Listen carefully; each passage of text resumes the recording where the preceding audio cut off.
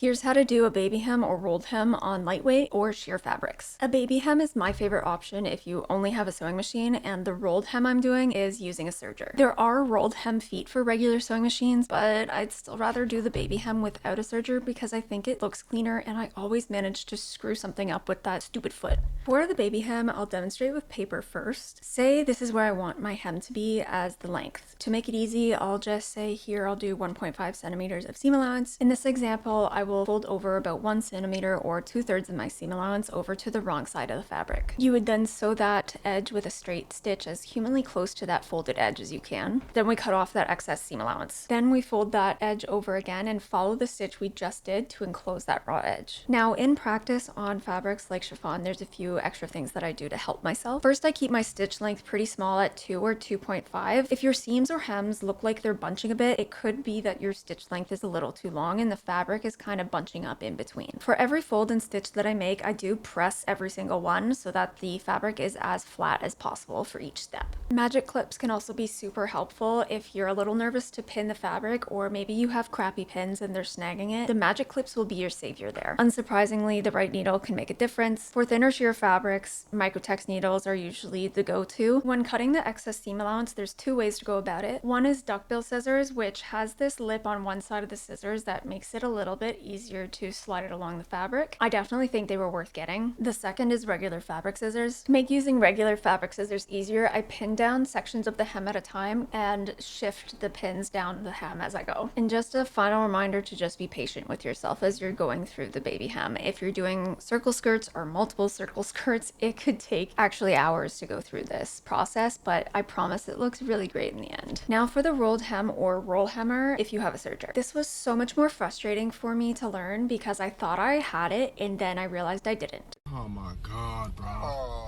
hell no, man. What the fuck, man? Setup wise, it will depend on your serger, so I'd check your manual or a video specific to your serger for the right settings. For my Juki serger, I had to remove the left needle, change the right needle to a microtex one, and set the tensions of the right needle, lower and upper loopers to certain numbers, which required like 10 scrap attempts to get right. To solve my ripping problem, I discovered this could be because of the bias, so I hand basted and then also put spray starch all along the hem. I also put water-soluble interfacing and strips on my hem as I put it into my machine. I did not want to have to start all over again. It was not going to catch me slacking. When I went all the way around, I carefully ripped off the interfacing, picked out my base stitches, and I had a finished serged hem. Biggest thing I learned is that if chiffon has no haters, I am dead, so